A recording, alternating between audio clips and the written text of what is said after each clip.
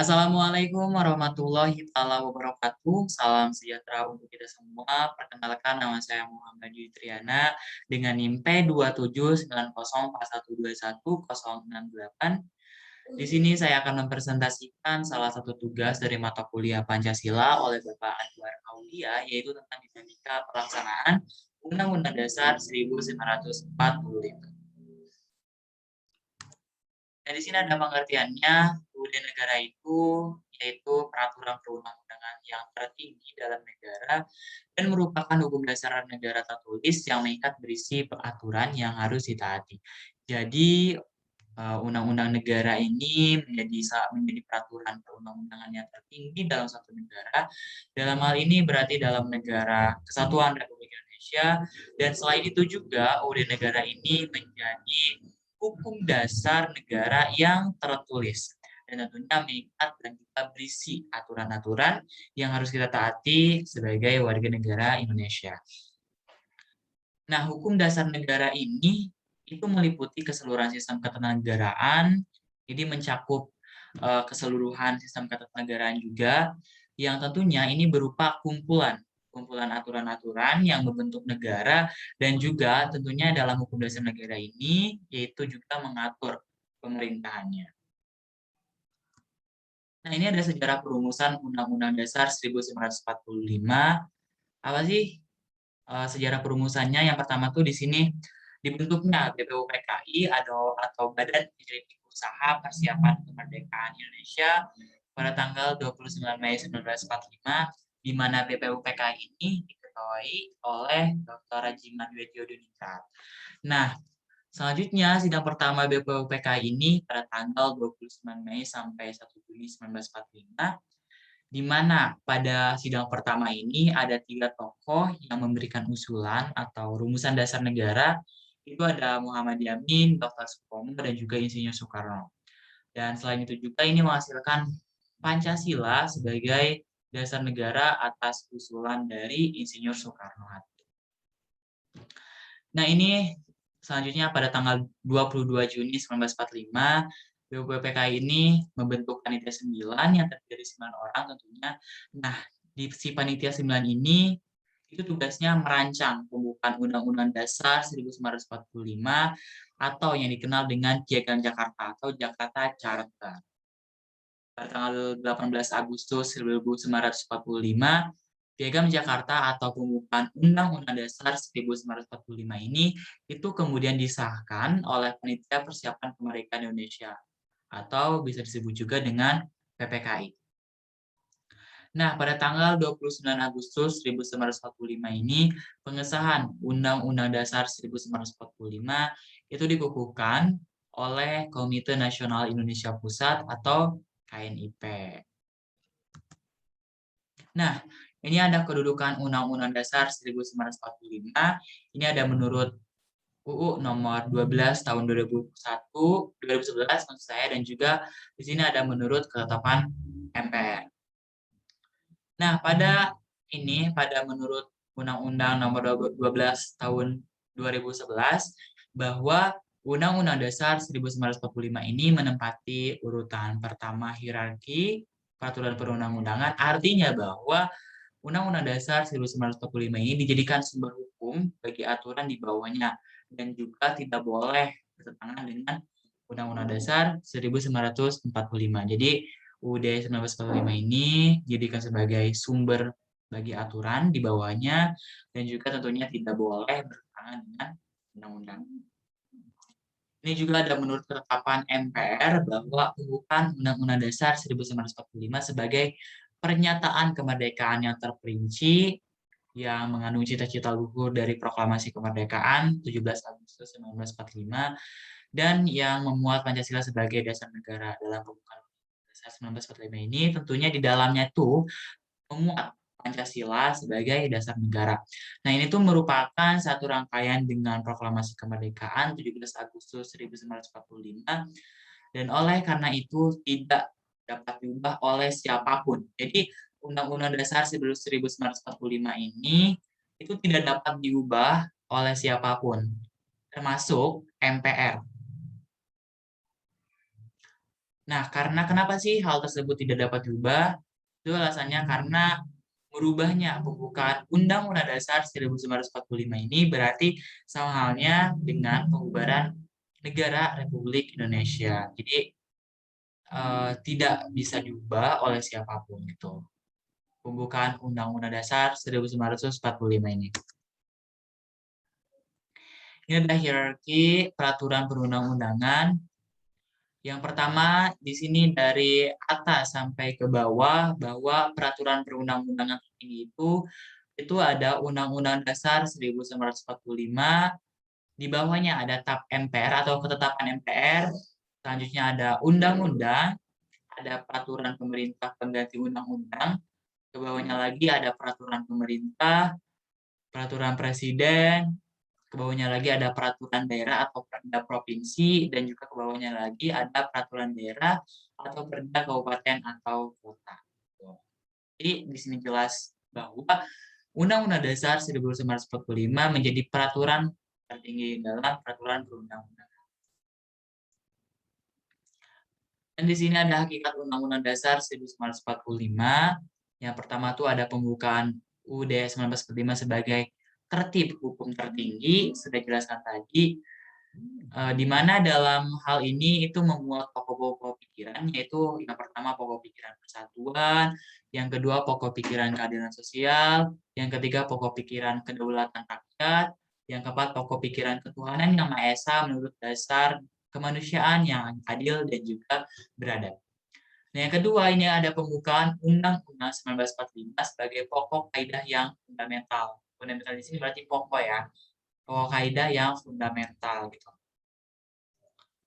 Nah, sebagai pokok kaidah negara yang fundamental, pembukaan Undang-Undang Dasar 1945 ini memiliki beberapa ciri, yaitu yang pertama di sini sebagai norma dasar yang memberikan arah serta dasar cita-cita hukum bagi Undang-Undang Dasar negara. Di sini juga memiliki kedudukan hukum yang tertinggi, sudah dijelaskan tadi dari pasal-pasal UUD 1945. Yang ketiga di sini ada mengandung pokok-pokok pikiran yang dijabarkan dalam pasal-pasalnya, mengandung juga norma yang harus kita patuhi sebagai warga negara, dan juga memiliki hakikat kedudukan hukum yang bersifat tetap. Nah, di sini ada makna alinea dalam Undang-Undang Dasar 1945. Di sini yang pertama tuh ada alinea pertama. Nah, dalam alinea pertama ini, yaitu di situ dijelaskan bahwa sesungguhnya kemerdekaan itu adalah hak segala bangsa, dan oleh sebab itu maka penjajahan di atasnya harus dihapuskan karena tidak sesuai dengan pri kemanusiaan dan juga pri keadilan. Nah, dalam alinea pertama ini, di situ jelas bahwa terkandung motivasi, dasar, dan juga pembenaran perjuangan kemerdekaan Indonesia. Nah, selanjutnya ada alinea kedua, itu bunyinya, dan perjuangan pergerakan kemerdekaan Indonesia telah sampailah pada saat yang berbahagia dengan selamba sentosa mengantarkan rakyat Indonesia ke depan pintu gerbang kemerdekaan Indonesia yang merdeka, bersatu, berdaulat, adil, dan makmur. Nah, dalam alinea 2 ini, yaitu mengandung cita-cita bangsa Indonesia, di sini jelas bahwa dinyatakan dalam alinea 2 ini, yaitu yang merdeka, menjadi negara yang merdeka, bersatu, berdaulat, adil, dan juga makmur. Nah, selanjutnya dalam alinea 3 itu isinya adalah atas berkat rahmat Allah yang Maha Kuasa dan dengan didorongkan oleh keinginan luhur supaya berkehidupan kebangsaan yang bebas, maka rakyat Indonesia menyatakan dengan ini kemerdekaannya. Nah, dalam alinea 3 itu yaitu di sini memuat petunjuk atau akad pelaksanaannya. Nah, adapun dalam alinea 4 itu bunyinya ada melaksanakan ketertiban dunia yang berdasarkan kemerdekaan, perdamaian abadi, dan juga keadilan sosial. Itu tuh dalam alinea 4 itu memuat tugas negara atau tujuan nasional itu melaksanakan ketertiban dunia yang berdasarkan kemerdekaan, perdamaian, dan juga perdamaian abadi, dan juga keadilan sosial. Nah, di sini ada dinamika pelaksanaan Undang-Undang Dasar 1945 bahwa UUD 1945 itu mulai berlaku sebagai Konstitusi Republik Indonesia setelah disahkan oleh PPKI atau Panitia Persiapan Kemerdekaan Indonesia itu tuh pada tanggal 18 Agustus 1945. Nah, pemberlakuannya ditangguhkan seiring disahkan kesepakatan konferensi meja bundar yang masukannya RI sebagai bagian dari negara Indonesia Serikat atau RIS yang memiliki konstitusinya sendiri. Nah, setelah RIS dibubarkan dan diganti dengan RI atau Republik Indonesia, konstitusi yang berlaku adalah Undang-Undang Dasar Sementara atau UUDS 1950. Nah, Undang-Undang Dasar 1945 itu dikembali berlaku sebagai Konstitusi RI pada tanggal 5 Juli 1959, seiring dengan berlakunya dekret-dekret yang dikeluarkan oleh Presiden Soeharto. Nah, selepas reformasi, Undang-Undang Dasar 1945 itu mengalami 4 kali amandemen dari tahun 1999 dan juga tahun 2002. Tadi dinamika pelaksanaan Undang-Undang Dasar 1945. Nah, di sini ada dinamika pelaksanaan Undang-Undang Dasar 1945. Yang pertama itu masa awal kemerdekaan, dilanjut masa Orde Lama, dan ketiga itu masa Orde Baru, dan yang keempat itu ada masa reformasi atau globalisasi. Nah, ini pada masa awal kemerdekaan. Nah, di masa awal kemerdekaan itu, di sini ada peristiwa apa sih gitu yang terjadi pada masa awal kemerdekaan. Nah, di sini ada peristiwa yang terjadi pada masa awal kemerdekaan itu. Yang pertama di sini ada NIP mengusung gagasan untuk mengubah sistem pemerintahan dari presidensial menjadi parlementer. Nah, itu tuh pada masa awal kemerdekaan, yaitu mengubah sistem pemerintahan dari presidensial menjadi parlementer. Nah, yang kedua KNIP pada tanggal 7 Oktober 1945 itu mengeluarkan memorandum yang meminta Presiden membentuk MPR dan agar KNIP berfungsi sebagai MPR sebelum MPR dibentuk. Jadi KNIP ini di sini yaitu berfungsi juga sebagai pengganti KNIP sebelum dibentuknya MPR. Yang ketiga, Wakil Presiden 16 ini pada tanggal 16 Oktober 1945 itu mengeluarkan maklumat Wakil Presiden nomor 10 itu isinya bahwa KNIP sebelum terbentuknya MPR dan DPR diserahi kekuasaan legislatif dan ikut mendapatkan GBHN serta membentuk badan pekerjaannya. Yang keempat, Wakil Presiden pada tanggal 3 November 1945 itu mengeluarkan maklumat yang isinya kebebasan membentuk banyak partai yang maksud saya. Jadi pada saat itu, pada tanggal 3 November 1945 itu mengeluarkan maklumat bahwa itu bebas membentuk banyak partai yang ada di Indonesia. Nah, yang kelima itu 14 November 1945 itu membentuk kabinet pertama berdasarkan sistem parlementer dengan perdana menterinya yaitu adalah Syahrir.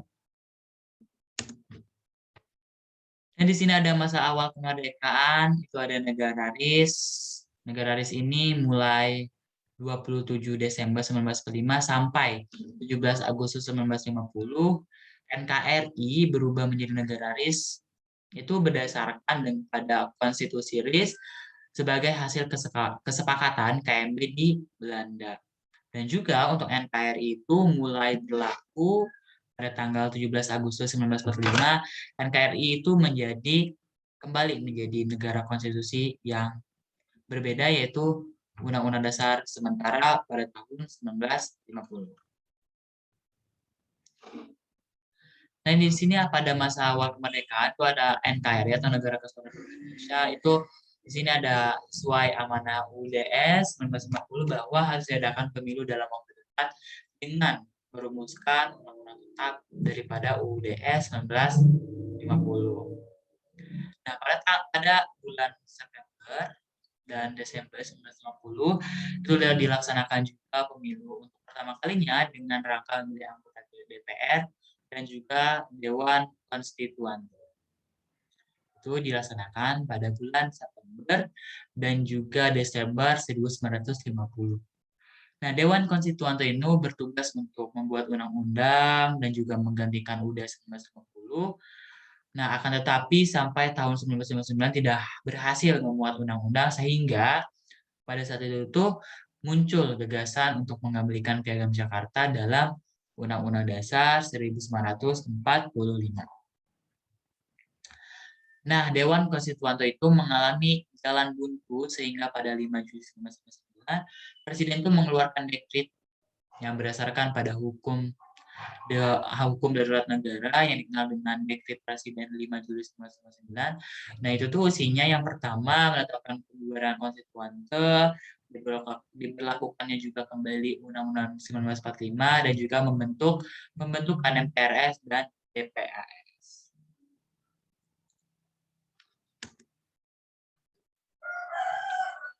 Nah, ini pada masa Orde Lama, peristiwa yang terjadinya itu di situ ada walaupun Undang-Undang 1945 telah diberlakukan kembali, namun realisasi ketatanegaraan Indonesia tidak melaksanakan makna dari Undang-Undang 1945 itu sendiri.